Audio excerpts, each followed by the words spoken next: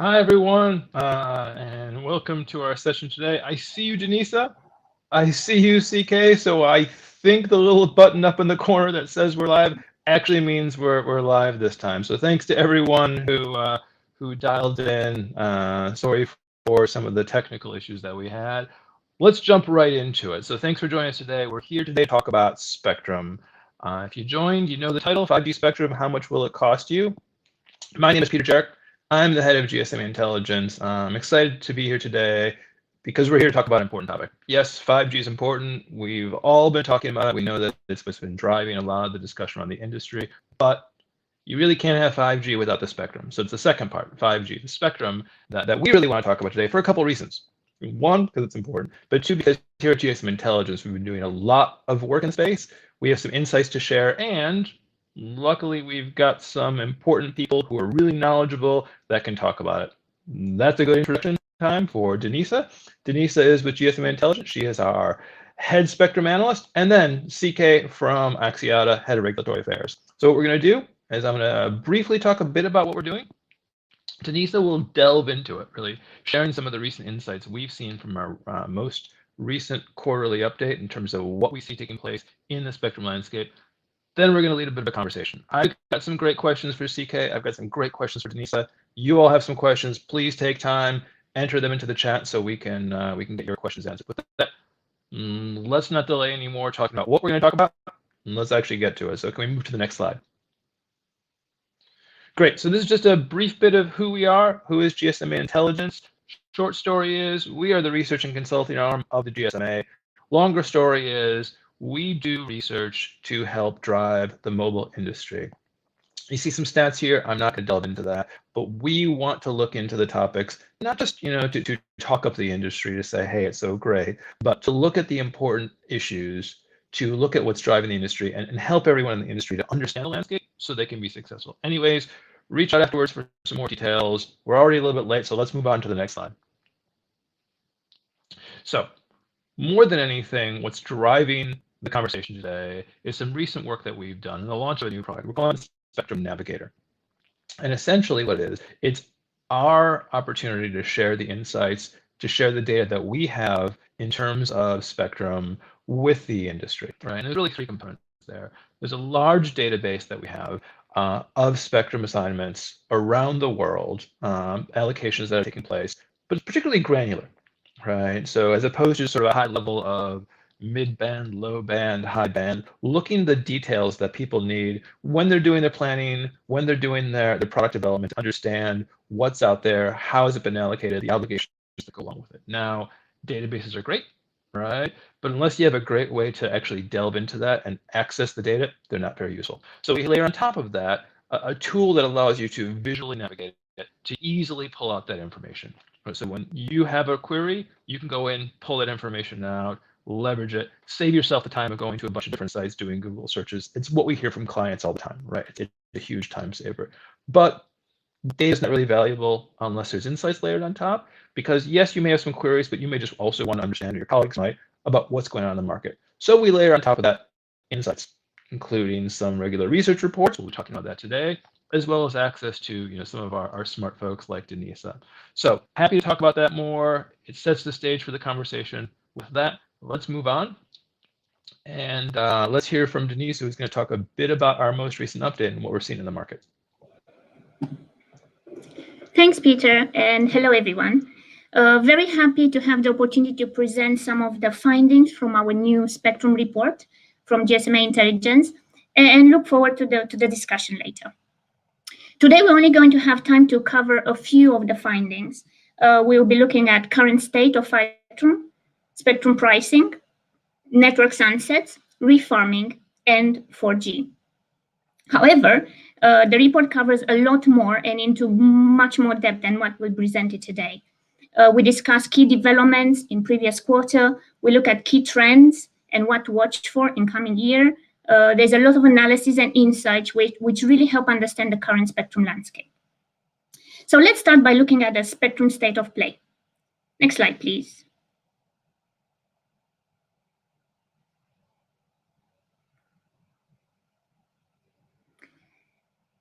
So we all know that momentum is accelerating around 5G, and spectrum is one of the areas where a lot is happening as well.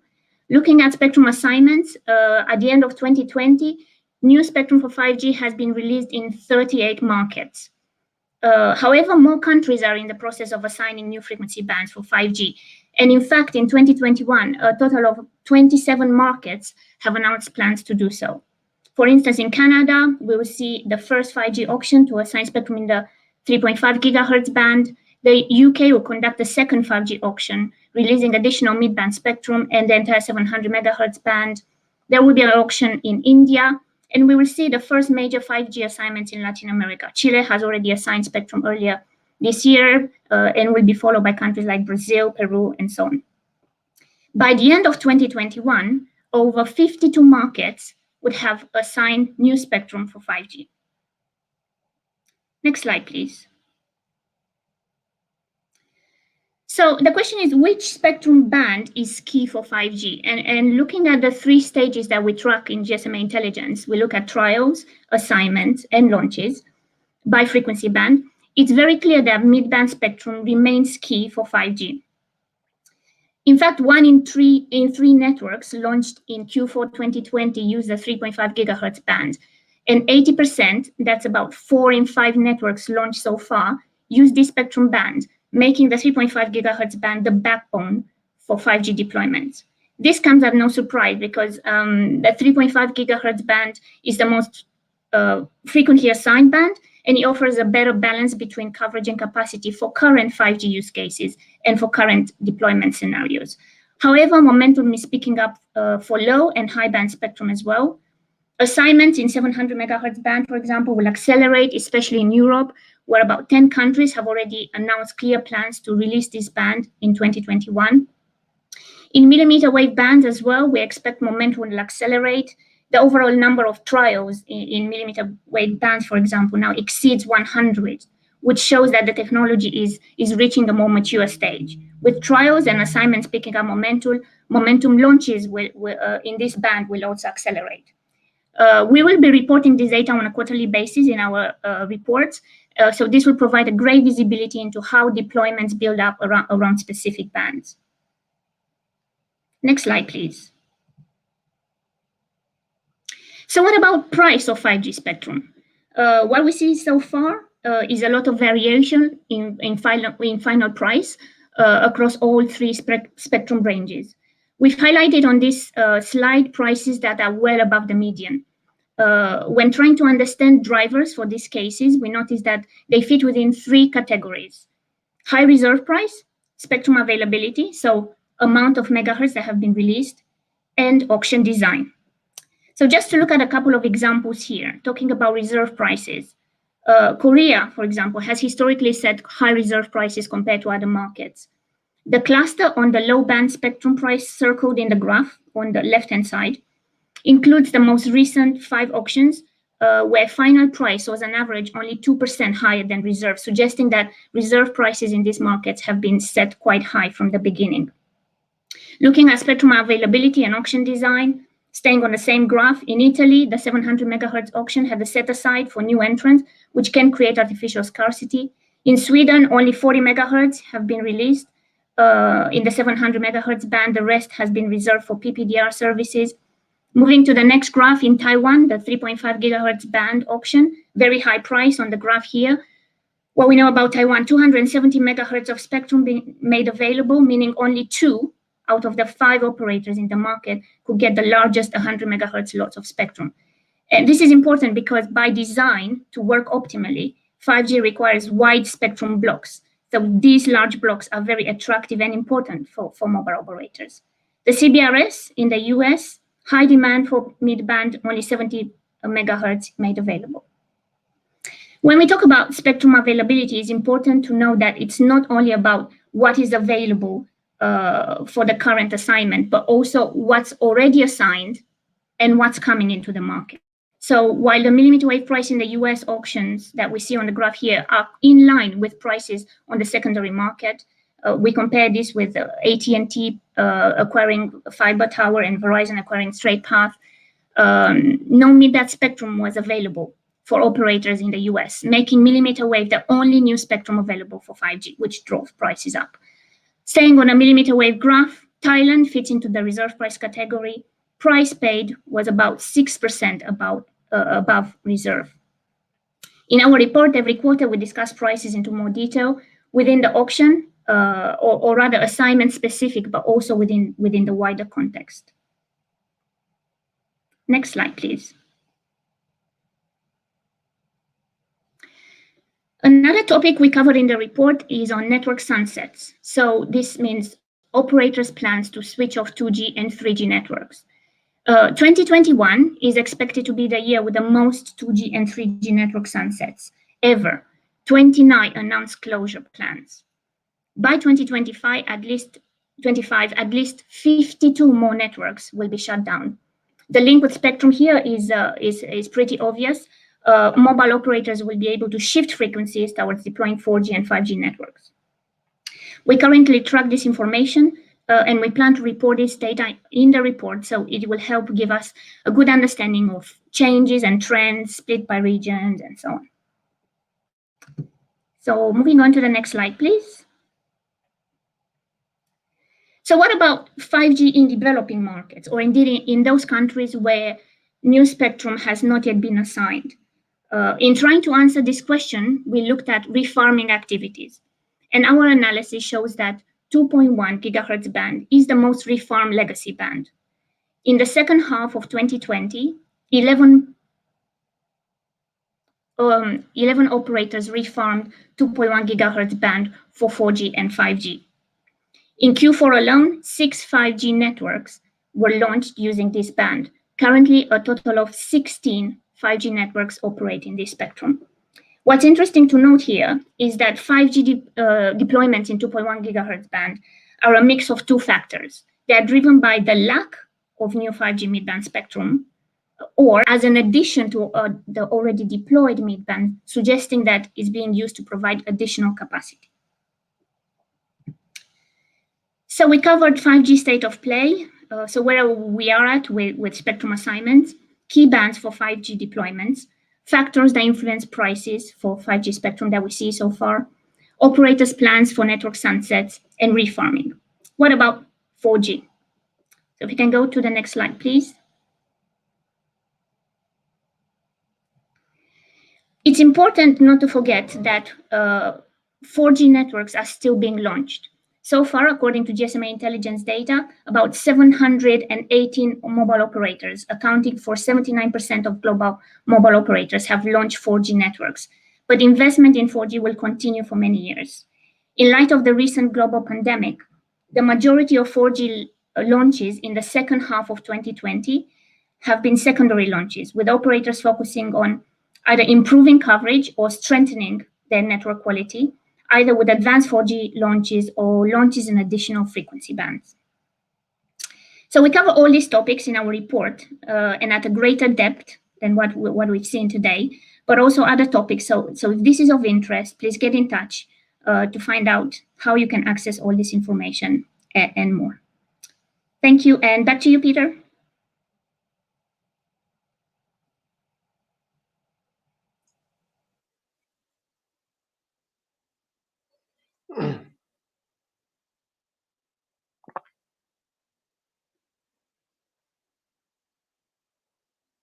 Peter, I think you're on mute.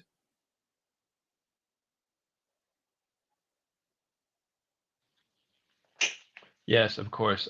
It wouldn't be a webinar or a webcast circa 2021 without someone saying, "I think you're on mute." So you're welcome. I'm glad to I'm glad to provide that. Denise, you're supposed to have the sign to put it up. Anyways, I think hopefully for those of you who caught it really quick, there was a QR code up there on the screen to help you access the report. If you didn't catch it, just reach out. We're happy to share it with you. But I'm particularly happy at this point to get to ask some questions of some smart folks. Again, CK, thanks for being with us. Denisa, thank you for all the great information. I'm going to kick off with one. We've already got some questions that are coming through chat, but I just want to kick off with one that Denisa, you talked a bit about some of the policies that are driving some of the results that we see in terms of the spectrum landscape. But maybe, CK, CK, maybe you kick it off. I mean, what trends are you seeing in terms of policy around spectrum, and which you see being the most impactful? Okay, thanks, Peter. Well, first of all, I'd like to thank the GSMA for inviting me to this webinar. Quick introduction. For those who are unfamiliar with Axiata, we are a telecommunications group with a footprint across Southeast Asia and South Asia. So my answers will be based on what we see and observe in this Asia region, right? And we have been investing in these markets for over 25, 26, 27 years, from GSM to 3G to 4G and soon to be 5G. So what has happened in the last year or so, Peter, is COVID-19, right? So COVID-19, the COVID pandemic, has certainly brought into sharp focus for all of us, right? Especially us who are creating and developing and selling broadband, that broadband connectivity has become so important to society, to businesses, to schools, to small businesses, in fact, all across the globe. And to tie in, and for us, COVID has actually increased, as many other mobile operators have experienced.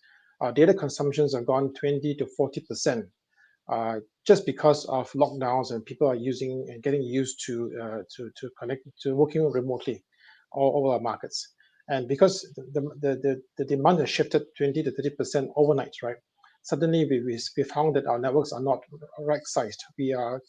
Our consumption and demand is shifted from, for example, from midnight, from evening period to the afternoon period, where a lot more people are signing on and loading our networks in different hours of the day. So, because of this huge demand in data traffic, it's the policy-wise, it's brought us to the fore, even in more stark terms, that we need more spectrum at the right cost, spectrum at the right bands. We need them quickly, we need them now, even in the 4G and especially for 5G, as we build our networks to meet the needs of our consumers. Just to give you some context, in some of our markets in the highly urban areas, high concentrated areas, we have reached saturation point. That means our networks cannot be, for example, loaded anymore on existing spectrum. The cells have been divided so that there's a minimum separation between cell towers. We can't divide it anymore, right? So the only way is to build another radio layer on a new frequency band to increase and to absorb some of the capacity demand. In Malaysia, for example, our networks are carrying upwards of 21 gigabytes per second per month per user, a huge jump. I believe in the Western world, it could be the average user demand could be in the mid-teens, for example, and that's a very high markets. But in Malaysia, in Cambodia, we have gone past 20 gigabits per second per month. So this is how it's important. To answer the question, Peter, this is about spectrum policy. Most governments, thankfully, recognize COVID and how important COVID has changed the equation for many things. And some governments are on board. For example, I'll give you an example. The government of Indonesia in late of last year passed the Omnibus Law. The Omnibus Law is a huge draft of law catering to different aspects, different sectors. But for the telecommunications sector, one of the most important things the Omnibus Law has done for us is to set a date for analog switch off. ASO, analog switch off for digital television, has been set in Indonesia for November 2022. This is important because since I've been working for Axiata for the last 10 years, the government, of course, with the help of GSMA and ourselves, have been working with the authorities there to free up 700 megahertz for digital dividend. For 10 years, we've been fighting this battle, right? And because of COVID, we'd like to believe that Omnibus Law was drafted, and in that law, it casts in stone that ASO will happen at the end of next year. So this is so important. And most governments actually recognize this fact, and they're moving. And I think we've seen for the last year or so a renewed urgency and renewed political will amongst policymakers to make things happen for us. So I'll stop there for a while and pass it back to you. No, thank you. That was great. So Denisa, CK managed to fit a lot in that response, from COVID to increased data to network and technology shutdowns. So there's a lot there. Maybe let's just shift it a bit to 5G.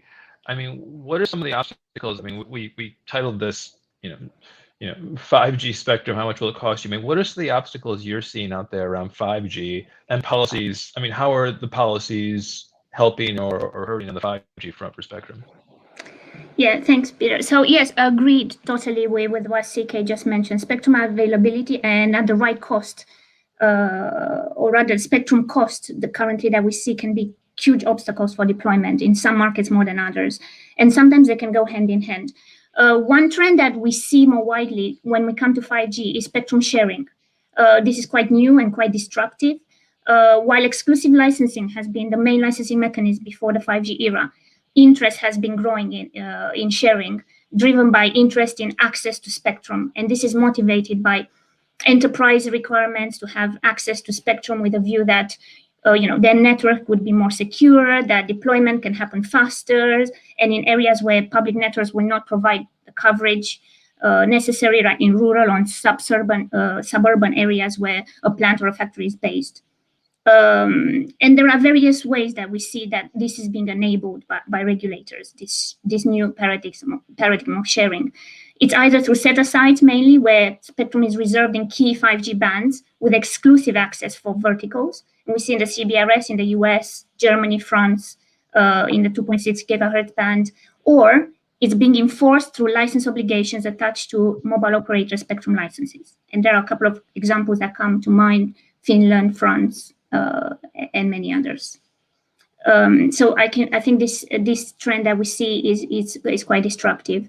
And as I said, it started more and more developing within this new 5G era.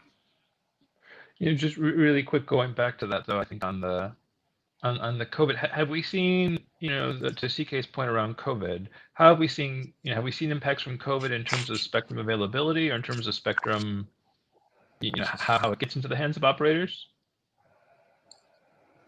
Yes, so at the beginning of lockdowns early last year, we've seen a lot of postponed auctions. In Europe, Portugal, France, Brazil, India have been postponing auctions, but now we are getting back on track. Also, we heard about 3GPP announced a minimum of six months delay in the release of and in the release 617. Potentially, this means a delay in deployment of many innovative use cases that are crucial for taking 5G to the next level. But what we see currently is that auctions are starting to pick up momentum again in Europe and in other parts of the world. So 2021 will be a very busy year. Yeah, I think it just goes back to, I think, what both of you said, that it's key to get spectrum into the hands of the people who will launch the networks. I mean, I think it looks like we have time for maybe one other good question. CK, maybe you can kick this off. I think recently around the world there have been a number of auctions or allocations for spectrum, mid-band spectrum, with different results, right? I mean, what do you look at as the implications of those? Obviously, the US, India, we've seen, very different responses. There's been other markets. How do you look at what we're seeing in terms of those auctions, and how do you think about that? Yeah, okay. Well, thanks, Peter. Good question. A quick question, in fact. I can't really comment on the recent year auctions because it's really out of normal coverage. But the auctions in India, which closed about 2 weeks ago now, resulted. This is a 4G spectrum, right? And it resulted in about 40% of spectrum sold. 40%, right? Notably, the digital dividend for Asia, 700 megahertz, has been left on the table for a second time. So this means that perhaps the business case of the MNOs do not really support the type of pricing that the regulators are expecting. To me, a second chance for operators to get the 700, and it was passed, right? It's a bit of a difficult situation because all of us know the digital dividend is a very important band for coverage. And in some countries where 5G is also the cups of it, 700 also can be a filler band for 5G later on. So the fact that in India it's still not taken up second time, not so good for everybody. I think policymakers and regulators need to know that actually the money for spectrum, capital, right, for spectrum that is allocated by operators is not unlimited. I think in the 4G world, about 10 years ago now, we saw in some Asian markets, right, this viewpoint of that spectrum auctions has become a vehicle to make money for governments, right? That viewpoint played out quite horribly for certain markets, and it is in and it resulted. I think the cause of that is perhaps people misunderstanding that you need to set a high reserve price. You want to create artificial scarcity. You have very funny auction rules like the N-1 rule. So all done to maximize government revenues. That's a wrong. I think it's a wrong approach now. For MNOs, it's a very simple equation, and I tell this to policymakers when I see them. Capital that we have, right? Capital money that we have to build networks is bounded by financial returns expected by our shareholders. And some of these in our markets, the shareholders are the members of the public. They are sovereign funds. They are pension funds that are privately owned, and even pension funds which are publicly owned, public-owned pension funds. So it comes back to you and me as taxpayers, right, as investees. And as our network grows, both in terms of coverage, reach, and capacity, because we need to build different layers of capacity, as well as for technology upgrades, the decision that is presented to the board every year is to say, how much money can I have for capex, right? How much money do I get to put back into my network to build new base stations, to upgrade the RAN, right? To build the backhaul, and how much do I need in terms of putting another spectrum layer? So it's actually a plus B equals C kind of equation, right? If more money goes out to pay for spectrum, the less money it is to pay for capex for the network. It's a simple equation, and I think as we now know, lesser money for network means actually an under-invested network. An under-invested network means simply poorer quality experience overall for the consumer. So I think this is one of the implications of setting perhaps the right pricing levels for spectrum auctions. I think policymakers need to understand that it's not a bottomless pocket that all of us have. And as you all know, perhaps the last 5 to 10 years now, the mobile operators have been constrained in terms of their return of capital. There's a ongoing joke amongst our circles that if you put money into a big tech company, a big tech share, you get a lot of positive returns. You put something in Bitcoin, you get more, right? But you don't put your money into mobile operator stock because it's not going to generate the same kind of return as it was a decade or so ago. So that the economics of building mobile networks have shifted quite drastically over the last 10, 15 years. And I think we'll do our part to build networks, to allocate capital for networks for 4G, deeper 4G, for 5G, for millimeter wave and all that. But we need the help and support for policymakers to make the equation balance for us. Thank you, Peter. Back to you. No, it's a great point. I think the message about the cost of spectrum versus the amount of capital available for network builds, it's close to our heart. I think at GSM Intelligence we've done a good amount of work in the past around spectrum pricing and reserve prices versus consumer outcomes. So I think it's not just an interesting point. The data bears it out. I mean, Denisa, maybe just close it out for us in terms of what you're seeing in terms of spectrum auctions. And I guess maybe sort of as a corollary, you talked a bit about spectrum sharing.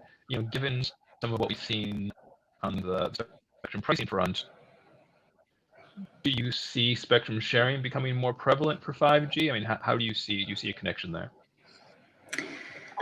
Yes. So it depends on the market. Some regulators understand the fact that reserving key bands, key spectrum in key bands for vertical industries means operators will have less access to bandwidth, and this will increase prices of spectrum, and operators will have trouble with network quality and so on. While others recognize the fact that these industries also want to have access to spectrum and build their own networks, so they took a different approach and kind of through these obligations that I mentioned earlier, where mobile operators are obliged to lease spectrum in those areas where they don't plan to launch 5G networks. So through leasing agreements. I do have a. Do you want to jump in on the Please, question of please. the set asides? So, spectrum set asides, I think is as Denisa said, is quite a recent development in terms of spectrum policy. I think the regulators and policymakers need to find a balance because okay, set asides are good if you have enough spectrum for everybody, right? So, if, for example, in the millimeter wave, there's gigahertz of bandwidth available. Yes, why not, right? Because it's good to actually pilot or test whether enterprise verticals are willing to take it up, right? In our experience in Malaysia, at least, where this question has been reached before, we feel that some of the industrial users, right, the big oil and gas clients, port operators, sometimes they want to focus on their core business, right? I don't think it's in their interest or appetite to also become a mobile operator of their own, even though it's a private small size network. Sometimes for them it's easier to just outsource that function to us. We can through 5G. That's the idea, right? Through slicing, we are able to then create the right kind of quality of experience and parameters for certain types of verticals. So, I think it's good. It's good to be that options there, right? But I think the balancing act is needed, especially when there's not enough spectrum. And interesting, I just learned from Denisa, right? Because the point that some markets are actually refarming rapidly the 2.1 for 5G. To me, this is quite a new information because for me it's earlier than expected. It means that this mid-band 5G spectrum is probably not enough for today.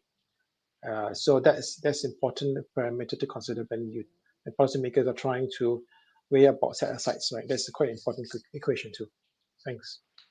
It's a nice reminder, right? That we can talk about spectrum sort of in the abstract, but ultimately it is a finite resource, right? And to your point, CK, that the decisions need to be made around it, recognizing that, right? That there's not necessarily infinite spectrum for everyone. We Yes. are at the past the 30-minute mark, so with that, I guess I want to thank everyone for joining us.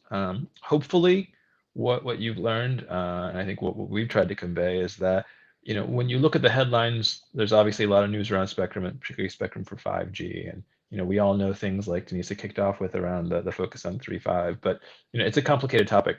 More than a complicated topic, it's a important topic to the health of the entire industry. So as CK said, things like the prevalence of 2.1, the speed at which we see refarming, the obligations being layered upon operators in the spectrum, to fully understand sort of what's going on. We think it's important to understand all of that. That's why we share this insights with the industry. Encourage you to reach out to us. Happy to talk more. I'd like to thank Denisa. Thank you very much for joining us.